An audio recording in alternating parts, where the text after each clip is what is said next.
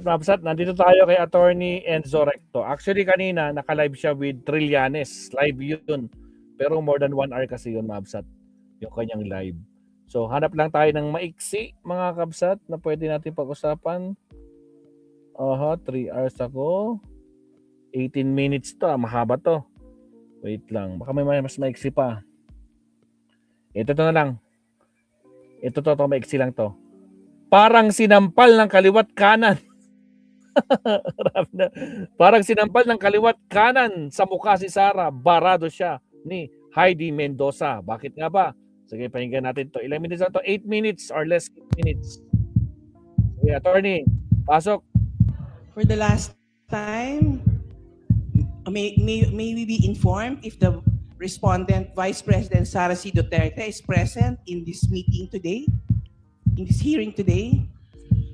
The respondent is not present. Let it be placed on record that COMSEC called again the Vice President. That is for the purpose of giving her the opportunity to present her evidence, including counter evidence, including clarificatory questions to our last resource person for the day, the BIR Commissioner Attorney Charlie Mendoza.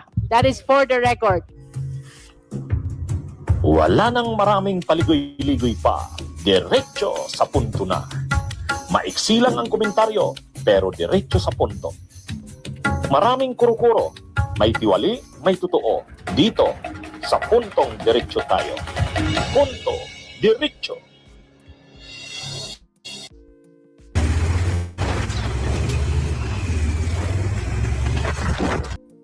May harang ka agad. Ay, ba't ko natanggal? Sorry. Teka lang, balik natin. Sorry.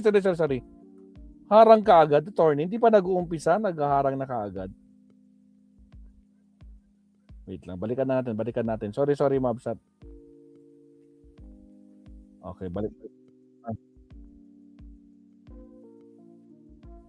Sara Duterte ni Heidi Mendoza. Barado si Sara Duterte ni Heidi Mendoza. Bakit? Eh, mga kabunyog eh. Naglabas kasi ng statement si Sara Duterte. Ngayon, ang statement ni Sara Duterte, reaksyon doon sa nangyaring yung hearing sa Kamara, sa Justice Committee. Sabi kasi ni Sara Duterte doon sa statement niya, ano pa yan formal na statement pa yan, may logo ng Office of the Vice President. Ang sinasabi ni Sara Duterte, pinag-initan daw siya ng administrasyon dahil hindi daw siya pumirma doon sa budget. Yun yung sabi ni Sara. Ang sunod-sunod na aligasyon at kaso laban sa akin ay nagsimula sa panahong tumanggi akong pumirma sa isang pambansang budget na hindi ko kayang ipagtanggol sa taong bayan. Sabi yan ni Sara. Nagsimula daw siyang pag-initan ng administrasyon nung hindi daw siya pumirma sa national budget na hindi niya daw kayang ipagtanggol sa taong bayan. O ngayon, anong bara sa kanya ni anong pambabara sa kanya ni Heidi Mendoza? Matindi to. Palusot pa more. Wala pong kailangang pirmahan sa budget ang Vice President. Oo nga naman. Oo nga naman. Ano namang perma ni Sara sa budget ang kailangan? Ano namang perma ang kailangan? Umipirma ba ang Vice President sa national budget? Ano bang klase ito? Feeling presidente na ito si Sara. Feeling presidente na ito. Unang-una, ang Office of the Vice President ay nagpipresent ng proposed budget niya. Nagpo-propose siya ng budget niya. Ang sinasubmit yan sa DBM kasi ang DBM yung naghahanda ng National Expenditure Program Yung national budget, yung proposed budget piniprepare ng DBM. Lahat ng departamento at opisina ng gobyerno nagsasubmit sa DBM. So ang nagpiprepare ay DBM. So, pagka-prepare niya ng DBM, magiging na yan NEP, ipapasa na yan sa House para simulan na ang deliberation ng budget. Pinapatawag doon ng Office of the Vice President, i-depend niya yung budget niya. Kung secretary siya ng DepEd noon, a-attend siya, i-depend niya yung budget niya sa Congress. Pagkatapos niyan sa Congress, sa Senate naman, kung mayroong conflicting na versions ang Senate at saka ang House, i-reconcile yan sa BICAM.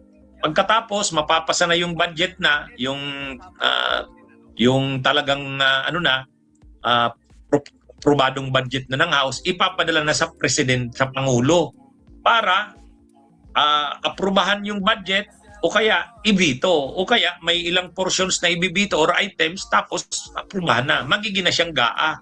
Nasaan doon yung pagpirma ni Sara? Nasaan naman doon sa proseso na yun na sinabi ko?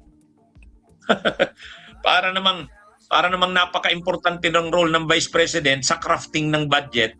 Kasi ang sinasabi ni Sara, pinag-initan daw siya dahil hindi daw siya pumirma sa national budget.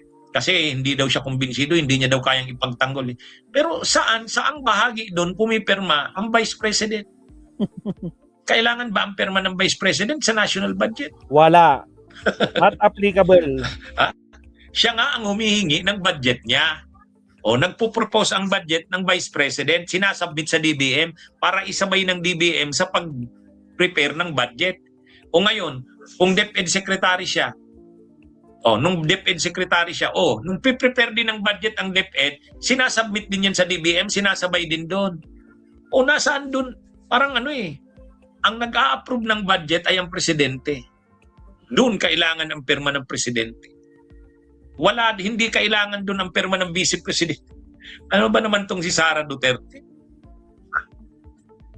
Pumasa ba ito sa constitutional law? Pumasa ba ito sa constitutional law? Ito talaga marami ito si Sarang mga ginagawa at sinasabi na di mo alam, abogada ba ito? Alam niya ba talaga ang budget process? Ewan ko. Kaya matinding bara ang inabot galing kay Heidi Mendoza eh. Sabi ni Heidi Mendoza, palusot pa more. Saan ba saan ba kailangan ang pirma ng Vice Presidente? Ay si Heidi Mendoza, yan, dating COA yan. COA commissioner yan nung panahon ni Pinoy. Kaya ngayon, ito kasing si Sara, imaginin mo maglalabas ka ng statement, sasabihin mo, nagsimula daw siyang pag-initan ng administrasyon dahil hindi daw siya pumirma sa budget. Wow. Kahit sa deliberation sa budget, hindi siya part nun. Hindi naman siya member ng Congress. Vice President siya. Ang role ng Vice President, mag-propose ng budget niya. Isasubmit sa DBM. Pag-submit ng DBM at ng Executive, yung NEP, kasama na yung budget ng Vice President. Kung DepEd Secretary siya, yung budget ng DepEd. Pagdaan yan sa Congress, tapos babalik sa Presidente para pirmahan ng Presidente. Nasaan doon ang Vice President? Ewan ko. Tapos marami pa tayong mga DDS na nakikita, nagsasabi, hindi, kailangan din ang pirma ng ni Sara doon kasi secretary siya ng DepEd. Ay, sus naman mga kabunyog, ano ba yan? Ay, sus. Magandang araw mga kabunyog mga kabayan. Mabuhay po tayo. Salamat, Attorney. Actually, parang version din to ni Attorney Claire sa na-cover natin kaninang umaga, mabsat nun. Talagang sinampal sa katotohanan. Paano naman? Hindi naman talaga pipirma si Lustay sa mga national body kasi wala naman siyang pangalan doon na pipirmahan niya. Hindi talaga siya kasama doon. Diyos ko Lord. Siguro nag-a-assume lang itong si Lustay, mabsat. Alright, mabsat. So, it's almost 1 hour 40 minutes tayo magkakasama. Napatagal tayo sa debate ni Attorney Falsis at Attorney Libayan. Almost more than 1 hour tayo doon.